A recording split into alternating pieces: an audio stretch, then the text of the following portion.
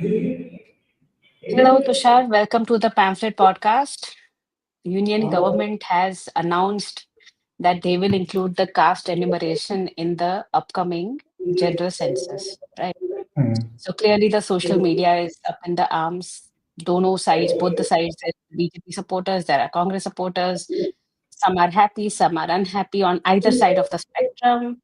So let's do one thing. Let's start with a lowdown on what just happened. What your thoughts are on the union government making this surprise move, and then we'll take it forward. Look, let's start from the beginning. Caste census is a policy move, just like welfare is, right? Now, welfare, BJP also does it, Congress also does it. BJP does it in a non cash manner, at least in the center. Congress's idea is to do it through handout of cash. I'm just trying to give you a metaphor here to begin the explanation. So, when you talk about welfare, there are two ways of looking at welfare. One, which keeps the fiscal deficit in check, which keeps the state budget in check, which gives the center ample of money to spend on infrastructure, and which actually enables people, like what you saw in the last 11 years toilets, gas cylinders, houses, Jal Jeevan, etc. The other side is the Congress, which says let's give people annually a certain sum of rupee, and that will enable them in the long run. So, two parties, a very, very contrasting approach to welfare. Correct? Now, similarly comes the question of caste census. Yesterday, when Ashwani Vaishnaw did the cabinet briefing, he announced the caste census in the upcoming census of 2025. Now, in 2011, also, the details were collected, but they were collected in a very unscientific, very arbitrary manner. And that is why that survey never got anywhere. But now you have to understand that BJP is not approaching the caste census the way Rahul Gandhi is. That's why I started with that whole metaphor about welfare contrast because the caste census also having the same story.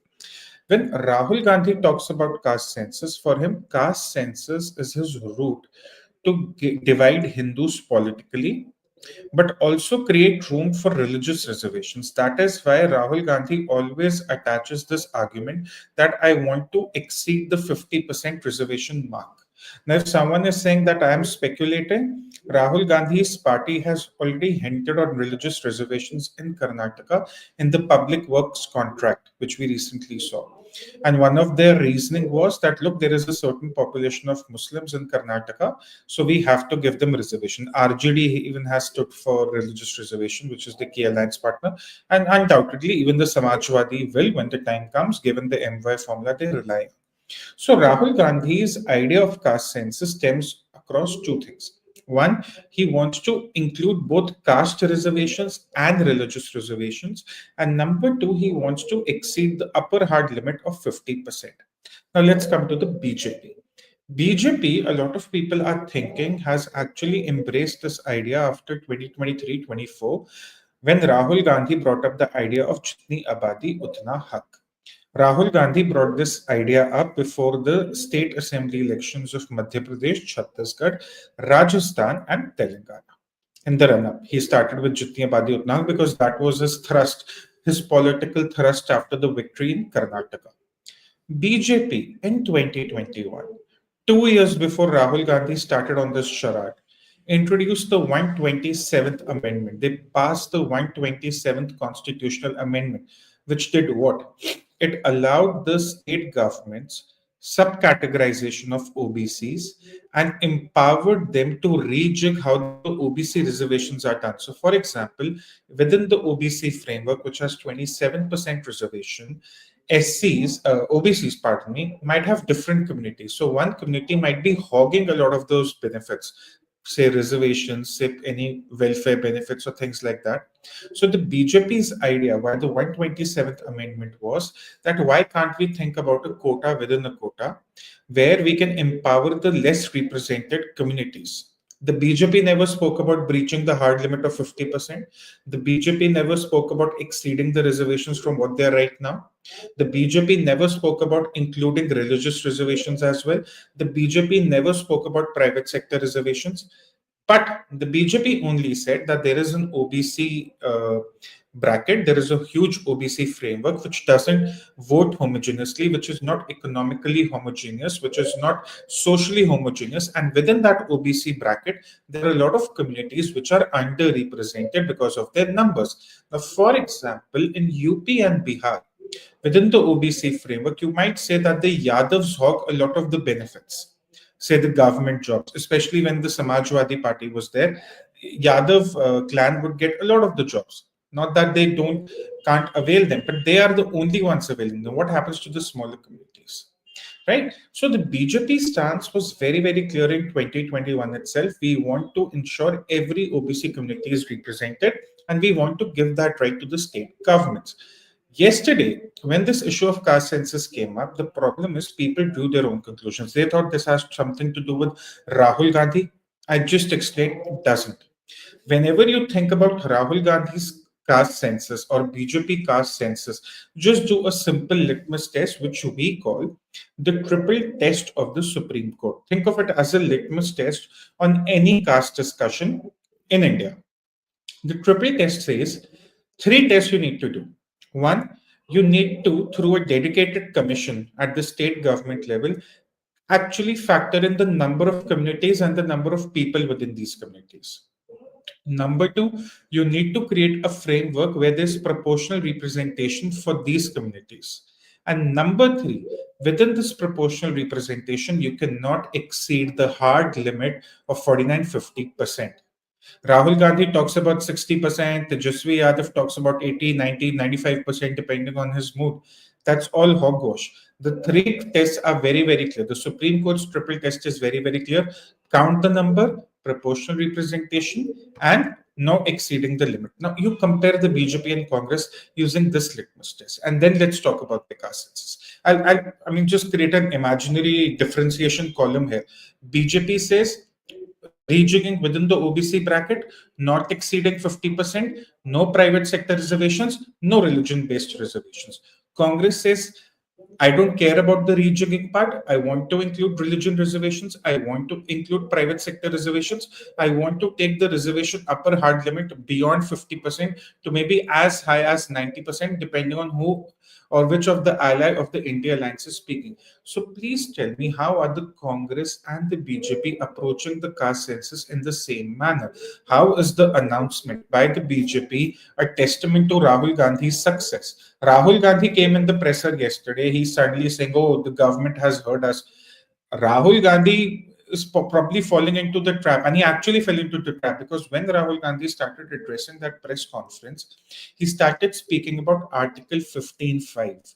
He started speaking about reservations in private education institutions, which also, by the way, exceeds the institute or rather excludes the institutions which are run by minorities, right? So Rahul Gandhi is simply falling into trap saying, हाँ हमें ये मिल गया है, अब हमें आप 15(5) के तहत रिजर्वेशन दीजिए प्राइवेट इंस्टीट्यूशंस में, एजुकेशन इंस्टीट्यूशंस में, which by 2029 will snowball into private sector reservations from the Congress's side. That is going to be Congress's next agenda. Now that will become a fault line when it comes to the voters. They'll decide between the BJP and the Congress, while Congress talks about private sector reservation, which means the end of their political fortunes in at least the urban seats or the urban seats. Right. But again, the point, the entire explanation I gave you right now is that, like welfare, BJP and Congress have very contrasting approach, very different results. How welfare works in Maharashtra is very different to how welfare works in Karnataka, and it shows in the state budget. How welfare works in Haryana and how welfare works in Himachal Pradesh are very different, given the two different parties, and one state is in a very strong position, one state is in a very weak position. Similarly, on the caste census as well, BJP has one approach, Congress has different approach, and then I marked out the differences for you. I can do it again happily if you want me to.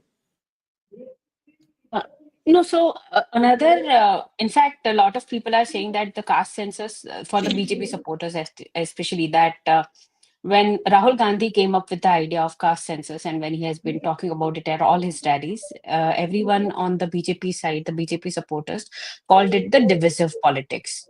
Hmm. Now that the union government has brought it up, people are also saying a lot of the supporters, in fact, some are unhappy with the announcement, and some are saying that this is the step in the right direction. So obviously, when those who are saying that this is a step in the right direction, people are the BJP supporters themselves. Some of them are calling out the other side, saying that you are flipping and you are the IT cell, you are this, you are that. Uh, I want you to explain that how the difference between the Rahul Gandhi's caste census, the BJP's caste census, and how is the change now? The BJP's announcement is not really flipping the other side or taking, bending the knee to Rahul Gandhi. Okay, first things first, people should understand the announcement yesterday is not an isolated policy move. It's a block in the continuation of one large policy. The rants I saw yesterday on my timeline, they all were missing the forest for the trees. At this point, I'm convinced that the people who identify, nameless people rather, they don't identify themselves, these nameless, faceless people who somehow think that they know more than the government, they absolutely have no idea of how policy works. This is not downplaying their sentiments or undermining their commentary, but then they are ill informed and they do not read. Rahul Gandhi's party started with the objective of a minority subquota back in 2011 in the final months of the UPA. When I was discussing Waqf also, I just said one thing that in the final years of the UPA, when they always almost knew that they were going to be on the brink of being voted out before the chief minister of Gujarat stepped up on the scene, they did three things. They started playing with three things. One was the set of the Waqf Amendments Act of 2013. Two, the communal violence bill. Three, the push for the minority subquota of 4.5% by diluting the OBC subquota.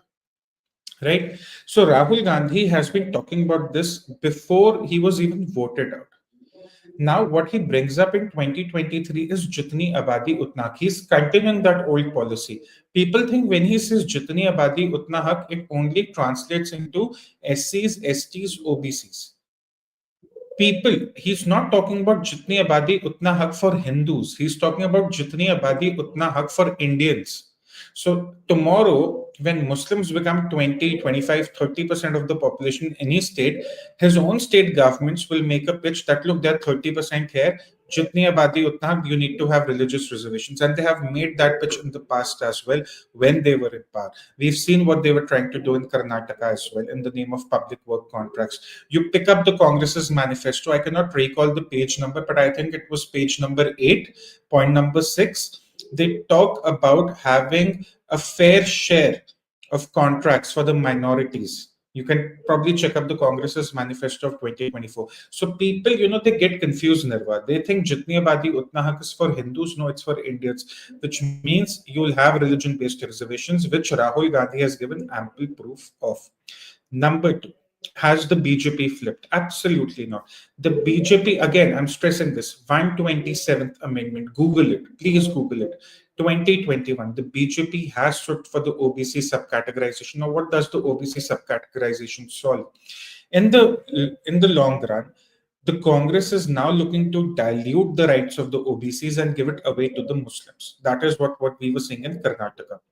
The BJP is saying within the OBC communities, there are a lot of Hindus which are underrepresented even now. We don't want to exceed the reservation, the upper limit, but we want to ensure those communities are also fairly represented. The triple test of the Supreme Court addressed, right? Hindu causes addressed, especially the Hindus who are from actually marginalized communities who are not even in the discussion, discourse right now. So that is what the BJP was been trying to do since 2021. Now, Rahul Gandhi started his pitch in 2011. BJP started in 2021. How is it about Rahul Gandhi's rant from the last 1 year? It's not.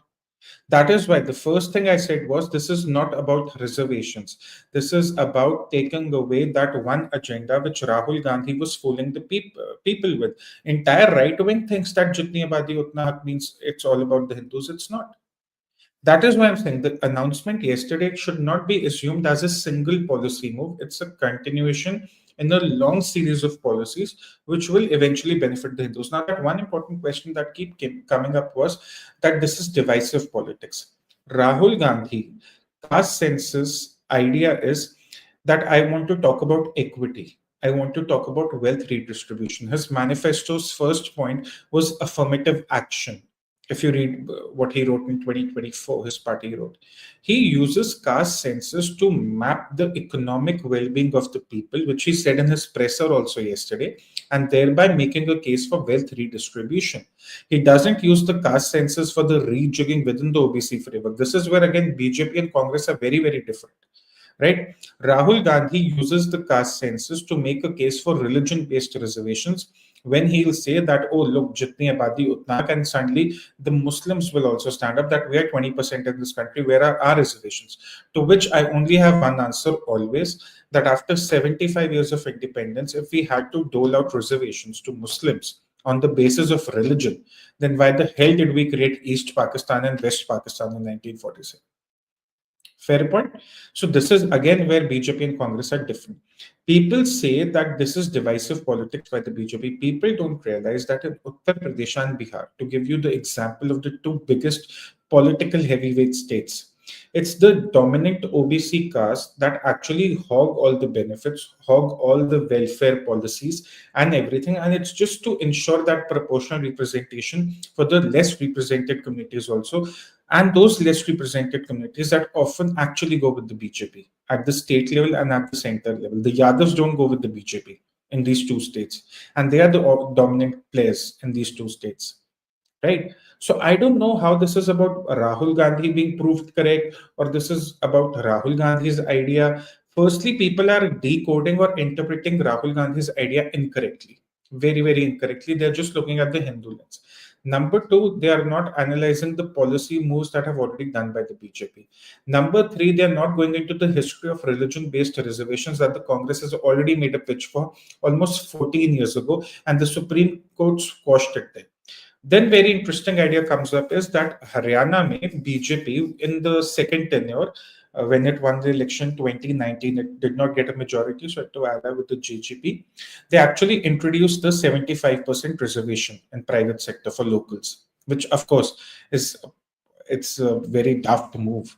But people don't realize Haryana BJP was actually forming the government on that promise alone. They announced it also, and it was struck down by the Punjab and Haryana court. It never even made it to the Supreme Court. And in the end of the day, BJP got its 5 years. JJP vanished after those 5 years. The announcement was made, never implemented. Haryana still has a strong industrial growth. With it, it's almost like its per capita is now equivalent to Tamil Nadu, and it's becoming one of the richest states in India. At least in North India, it is the richest state already. So you have to understand how these games are often played. I was very sort of taken aback yesterday by the kind of commentary I read, because people just focused on the two words, caste census. They're not going into the history of it. Number three, another point. I'm lost count of numbers by now. People don't have to necessarily vote on the basis of caste census. The government is not saying that, okay, now that I have your caste, you're obligated to vote on how you are divided by caste. Your religion will still be asked for, right? You're going to identify for me. I'll be like I Hindu first. If I want to identify, I'll say Baniya first, or I'll say no, I don't identify to any caste. That's my call, right? But I'm still a Hindu first. So I don't know why really people confuse the two things that, oh, now because there is a caste census, the Hindu voter will be divided. No, the caste have always been in play. The caste informally have always been in play. Was the Hindu voter divided? Absolutely not. I mean, it is divided in the larger scheme of things, but where it needs to unite, it's united. So I don't know. A lot of issues are being sort of confused together because people want to sort of vent out their frustration about something. That is what I felt yesterday. You want to argue on facts? Let's argue on facts. You tell me, Rahul Gandhi did that presser. The first thing he says is, I want to map which people, which section of people hold how much economic wealth. Census is not going to map the economic well-being of the people. It's not going to do that. Caste census does not mean an economic caste census. Rahul, not a Rahul Gandhi agenda. Rahul Gandhi says, I want you to implement 15.5, which is reservation in the private sector, private educational institutions. The government is not doing that. So how is it Rahul Gandhi's agenda? Rahul Gandhi's India Alliance is saying we want to have religion-based reservations. The government is not doing that. So I don't know how this is Rahul Gandhi's victory. If anything, Rahul Gandhi has walked right into a trap, and now going forward in 2029, he'll have to make private sector reservations the primary pitch for his poll, for Lok Sabha polls, which means he'll alienate a majority of the urban seats. Right.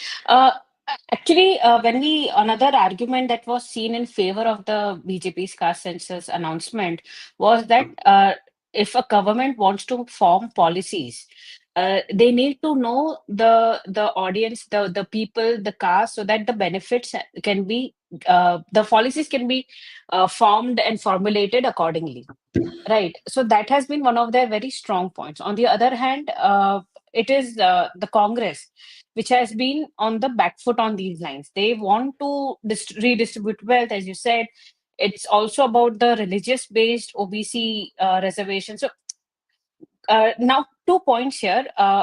What happens to what do you think there is merit in the argument that the BJP-led caste census would be better for policy formulation? And B, where does that leave the Muslim OBC categories, the Christian OBCs? How do you see that also getting into some the correction way? Because see, for if you've converted from Hinduism to another faith, you also should be leaving back the baggage that came with it.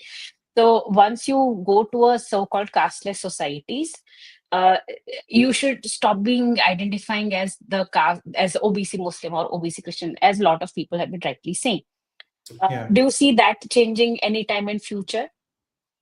See, that's an important point, and the Supreme Court ruling on this issue is very, very clear. If someone has converted from Hinduism, shifted to Christianity or Islam, they cannot avail the benefits of reservation. The Supreme Court is very clear, and it aligns with the triple test I was speaking about. Number two, you asked about the Muslim OBCs. Muslim OBCs are also Muslims first. Like Hindu OBCs are Hindus first, Muslim OBCs are Muslims first. Now, if they have converted to Muslim Islam or they have been practically born into Islam, they are not going to be beneficiaries of reservation. It cannot stand the test of the courts. Right? That is how the constitution has been made. Religion reservations is not a part of a constitution. Right? Now you talk about the policy making. Look, you are just looking at policy making. I'm also looking at delimitation in the future. I'm also looking at Western Uttar Pradesh. I'm also looking at Eastern Bihar. I'm also looking at pockets within India where we do not know which caste or which community holds how many numbers, how they are stacked up against the minorities or other classes. For example, in Punjab, everyone was talking about, UP and Bihar, including me. I forgot writing about Punjab. Jat Sikhs wield all the political power, but they are only 12% in the state, 12 to 15%. Does anyone ever talk about Dalit Sikhs? Congress actually played that card back in 2022 when they appointed Charanjit Singh Channi, but then there are some media reports saying he's a crypto Christian and whatnot. I don't know, it's not confirmed. But there are several parameters to it also. Forget the policy making. By the time this data comes out, by the time it starts getting implemented, I think most of the welfare policies would have attained the saturation, like Jal Jeevan Awas, Ujjwala, all these things which are really enabling the rural development. But if you look at the delimitation, where you'll have to practically re-engineer Lok Sabha seats, you're looking at new constituencies, and that is how delimitation always works. It happened in Delhi also before the 2008 elections. So you'll need the numbers, and the numbers you have right now are not even accurate. Now, people are saying that the BJP might use this data to increase the reservations. There absolutely no evidence of that. There is absolutely none. The BJP might introduce private sector reservations. There's absolutely no evidence of that. None. The BJP will be dragged into that fight by the Congress. That I'm quite sure of. But the voters know better. So this is the crux of it, Nirva. 127th Amendment, OBC rechecking, getting lesser represented communities more visibility, right? No agenda of the Congress being followed, be it 15.5, be it private sector reservations, be it religion reservations, right? So you tell me, how is it about Rahul Gandhi? It's a policy call made from a very different perspective. something that the BJP announced back in 2021 itself. Right. We have a question from one of our viewers. Maharshi is asking that if you give proportionate representation without exceeding 50%, it means you have to lower the reservation of SC, ST. That is not politically correct. So, uh, yeah, No, within the OBC framework, you have a lot of reservation. No? You're talking about 27% OBC, then SC is around 15%, ST is around 7.5%. You don't have to lower SC, ST. Mind you, in August 2024, the Supreme Court's ruling on subcategorization within the SCs also came out. The Supreme Court ruled in favor of it. So you never know. Tomorrow, you actually might have subcategorization done for the SCs as well within the caste census, right? So you don't have to lower the reservation for SCs and STs. I don't think that the government will move in that direction. That's a Pandora's box. But within that 27%, 28%, you'll have to recheck. That is where the proportional representation comes in. Don't look at proportional representation from the definition of Rahul Gandhi. They already have a certain percent of reservation. Within that amount, the rejigging will have to happen. And mind you, Rahul Gandhi till date has never spoken about subcategorization, be it for STs, SCs, or OBCs. right, right. Uh, there's one Dharma Rakshak on user who's asking a question that we said that 50% cannot be crossed. Then how did Telangana cross it? And the court said nothing. Uh, No, why was the 50% cap? Why the 50% cap won't be demolished? Is what no, he's asking. Andhra. I think Andhra went for it. That is when they had got the whole. It was struck down by the courts 5 times. I'm assuming he's talking about the whole Andhra Pradesh case, which happened back in the 2000s, and the Congress government was there. This was before Andhra and Telangana were divided. So the court actually struck it down. In Telangana also, if it has increased, I'm not sure if he's talking about Telangana now or Andhra then, but in Andhra then it was struck down. That is why, when that whole Andhra thing was struck down, when the religious reservation was introduced, the UPA too actually went to the Supreme Court as the government and the center to make a pitch for minority support. And that was the birth of it. That actually started in Andhra Pradesh, and then they went to the Supreme Court, and the Supreme Court also quashed it. So that is another thing. Right. And I have one a. more thing, one Hmm, more thing, yeah. The one hmm. important question I think is also asked is what is the guarantee that 50% reservation won't be exceeded, right? At this point, the only guarantee you have is what the Supreme Court has ruled. Tomorrow, let's say, hypothetically, there is bipartisan support to exceed the reservation from 50% to 70%. On what basis, we do not know. Will it be a politically smart move? I don't think so. Right. So, right now, you have a guarantee that it has been fixed at 50%. Right. If it exceeds to 60%, hypothetically, again, people like to edit out these clips, so I'm being very specific. Hypothetically, if the two parties decide, no, we have to take it to 60%, you will have another nightmare, another headache on yourself that how do you categorize the next 10% on for whom? And for whom? It's not that simple. Look, even at 50%, we have a lot of problems to deal with. So the BJP is taking the easier route. Let's subcategorize, let's reject within the existing framework. The Congress is saying we want to raise that bar. Now, let's say RJD's Tejashwi Yadav says, let's take it to 90% or 85%. He said it in a TV bite rather very casually. How do you decide what's the portion for SCs, STs, and OBCs? Are you going to give them 85%? And if you give it to them in the government sector, what happens to the private sector? Everyone is going to eventually move towards the private sector. That's going to be the future. See, Nirva, I have a philosophical argument, and I'll take a minute here, uh, different from the question. The end of reservations in India, whenever it happens, it won't be when the government says that no more reservations. And I discussed this with Kushal also. We were discussing the role of regional parties one fine day. And I said the regional parties will always bat for reservations because that is how they cater to their minimal voter base, right?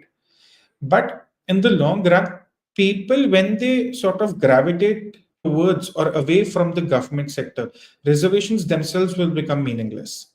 We have to sort of hope that in the next 10, 20, 30 years, we are able to create or cultivate institutions, be it in education, be it in employment, be it in entrepreneurship, that actually create a significant mass of employment that actually takes away this whole sheen from the government sector.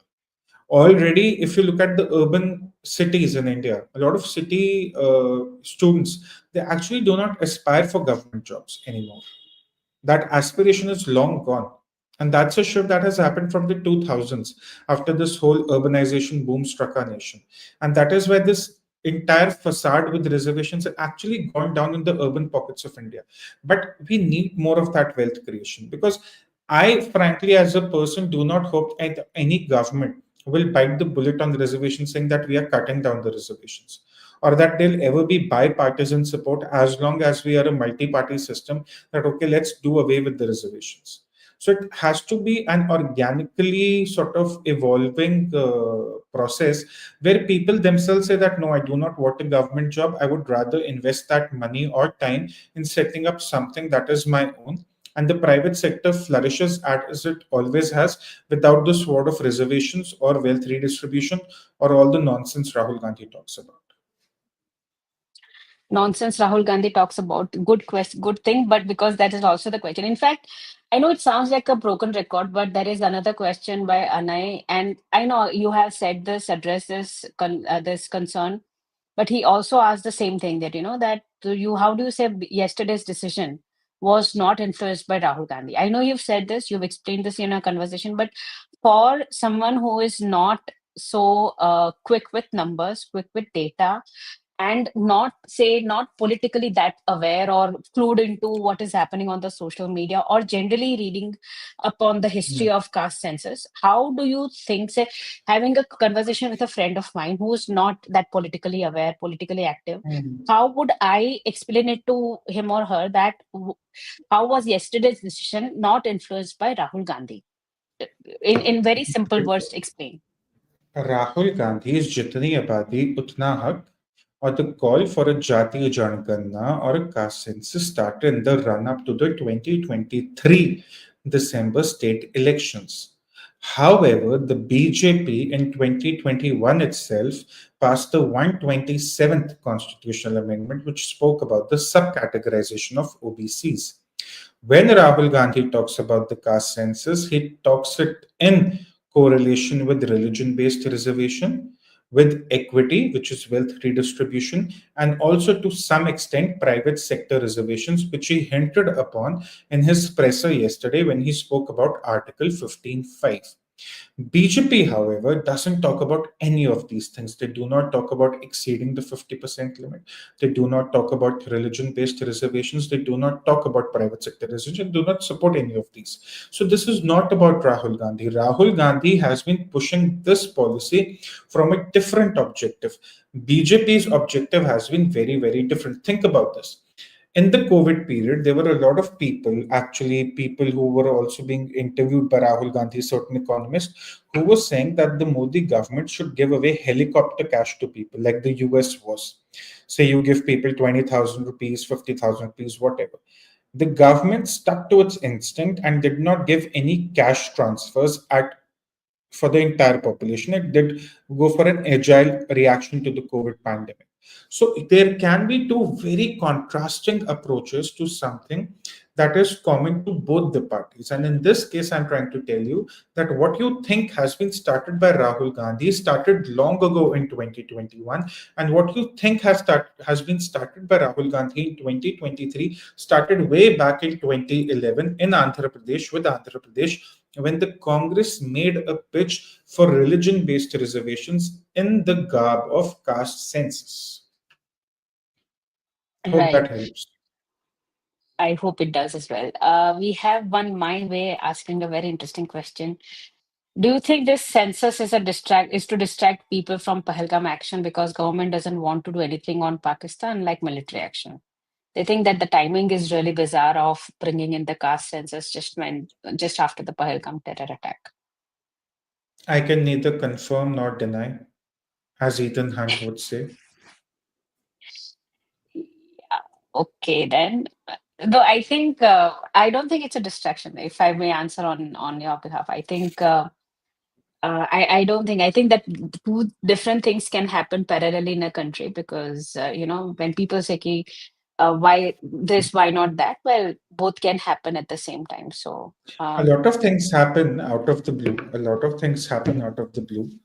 right? But you look at how the political narrative has shifted all of a sudden, right? And the Right. political narrative will shift again, mind you. Whoever, mind you, I asked this question, it will shift again within a couple of days, or maybe 4 days, or maybe a week. So this is not something permanent. Even today, you might think that Rahul Gandhi appears so confident that, oh, there is a caste census happening and this is the victory of Rahul Gandhi and the government has surrendered. The last time Rahul Gandhi was this confident, he spoke about winning the state of Haryana and Gujarat in the parliament, and look what happened thereafter. So, again, I'm telling you, whenever you have to, and this is a tip for every viewer or everyone who likes to cover politics. This one thing I've seen with the BJP, it's a pattern I've sensed across the last 11 years, especially in the last 5 years. Never ever analyze any BJP's policy move in isolation. Never ever. It's always working in continuation to something. It's like a very intricate Lego building project. Everything is in continuation of something. It's just something I have sensed while covering the political and policy happenings within the country, which I often comment about on Twitter. That's why when this announcement came yesterday, I just recorded a very short video and I said, look, Rahul Gandhi is asking for something very, very different. I'll give you another example. There is a thing called Lakpati Didi, self-help groups that the Prime Minister has initiated. Rahul Gandhi also talks about a Lakpati Didi, but through a cash handout. The Prime Minister or the BJP says we want to enable women to earn rupees 1 lakh annually. Earn, right? Earn. Rahul Gandhi's Congress says we want to give out rupees 1 lakh rupees annually to women, who are the poorest 20% women of this country. You understand the difference? Giving a man a fish every day and teaching a man how to fish so that he lives or sustains himself for the rest of his life. This is how different these two things are. This has nothing to do with Rahul Gandhi. All the rhetoric you see on social media, everything you see on social media, that these are the same people who were probably thinking that the government has been on the wrong foot in terms of Waqf when the Supreme Court hearing happened.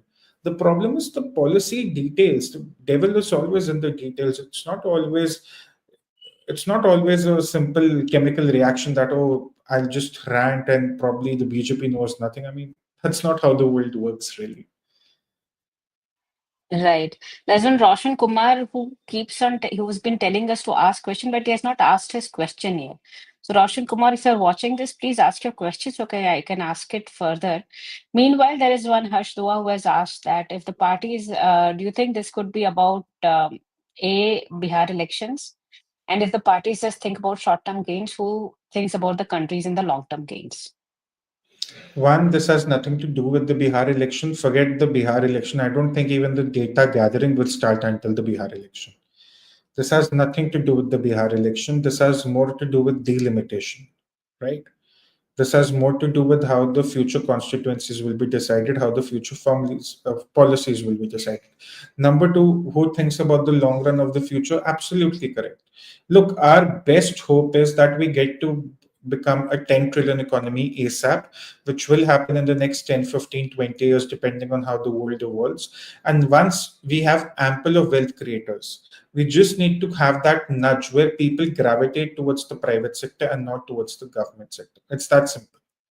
If you really care about the long term impact of the country to most of your problems, be it Pakistan, be it reservations, be it, infrastructure, be it rural infrastructure, anything, literally anything, per capita, it's all in the pursuit of becoming a $10 trillion economy. The day you become, China will start looking very different.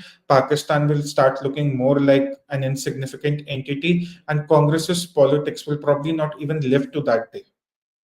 Congress might become far more obsolete, like the communists are, restricted to very few pockets as we keep on becoming a $10 trillion economy. That is how the long term impact will work. But this is an organic stuff. It can't be a top down approach. If you're thinking that the reservations will be addressed by a top down approach, that's not how it works. It will have to be a bottom approach and it will take whatever time it takes. You also look at the last 20 years. Since it's a quick question he's asked, Harsh, last 20 years, the craze for a government job, if you are in a city, say Pune or Bangalore or Hyderabad, Chandigarh, Gurgaon, Noida, Delhi, Bombay, anywhere, you see how that craze for government jobs has gone down. which dents the impact for reservation. Why do you think Rahul Gandhi is talking about private sector reservation? Because he knows that if he caters only to the idea of reservation, he doesn't have a significant vote bank to cater to. Because even in the rural areas, people realize that yes, we can keep attempting government exams in Bihar and Uttar Pradesh, but while you attempt them, you also have to find a way to generate enough income to sustain yourself, right? That is why this whole charade of private sector reservations will be before us in 2029, and then the BJP will be required to take a hard stance. Right now, they're just not interested in that discussion. They don't even participate or acknowledge that discussion. But at some point, it will come up to say that look, in this country, the private sector will work the way it wants to. Look at the irony of things. In 1991, it was the same Congress that opened up the private sector to the world for the benefit of India, and today, almost 35 years later, their silver spoon scion, Rahul Gandhi, is now telling the private sector that you go back to the days of the license Raj, let your employment be controlled by the government so that the country benefits. So understand, these things are very, these are like some jokes writing themselves. Right. Okay. One last question before we can conclude this. And this is also one of the very prominent chatters on the social media, that caste census is the complete annihilation of the general category. That the so-called the said upper caste, it is very, very going to be unfair to them. How do you see that? And this is going to be the I last question we agree. have. I agree. I don't think there is any denying that the current reservation setup also, forget if it exceeds or not, or what Congress thinks about it, or what BJP does about it in the future, if it does anything. I think a reservation as an idea is unfair to those who are excluded. It's very unfair. And even the constitution makers did not imagine reservations to go on for this long. That is why I'm saying we are now caught in that mess, in that muck, where we can't expect a top down approach to solve reservations, where a government says that from 12 midnight onwards, there is no more reservation in this country. We are not going to see that day ever. Okay? Not unless we're a multi party system. That also I'm telling you. But your only hope is for the general category, as we have seen the transition in the last 20 years, that you start gravitating towards the private sector, either become an employee with a very esteemed organization or become an employer.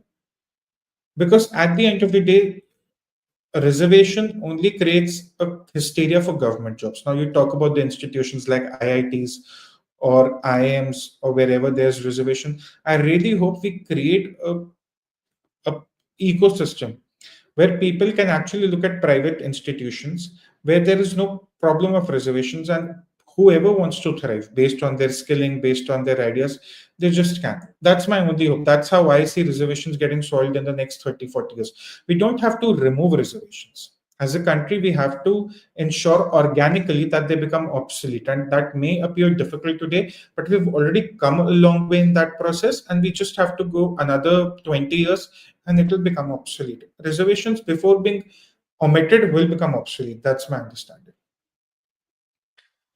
Okay. Thank you so much for joining us today, Tushar, and it has been a great, great discussion. I'm so glad we had this. I think it has cleared up quite a few doubts and given quite clarification to people. Hopefully, the hysteria around this will calm down, and No, it won't. No, it won't. See, that's the problem. A yeah, lot of people like to people keep the pot boiling, right?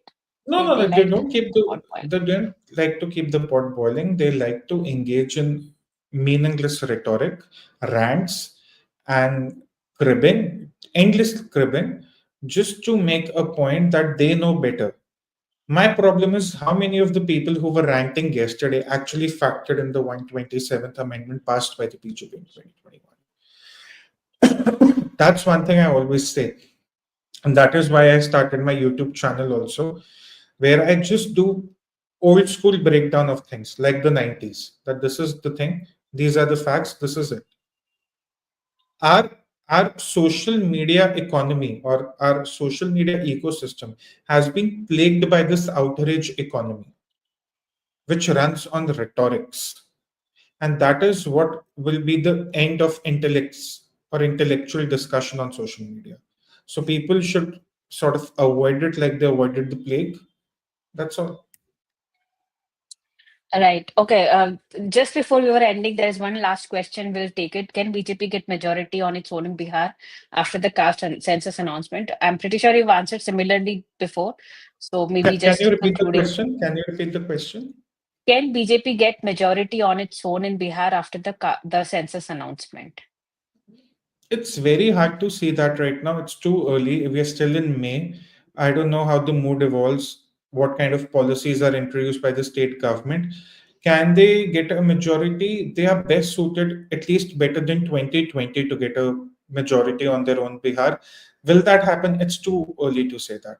At this point, it's Plus, too as we early. said that, plus I don't think, as you also rightly discussed, I don't think this was on the lines for Bihar elections. Nothing to do with the So it's, I don't think so. It is on the right tangent. But anyway, thank you so much for joining us today, Tushar, and we'll see you soon on this and other topics. And see you soon. Thank you. Bye bye. Thank you.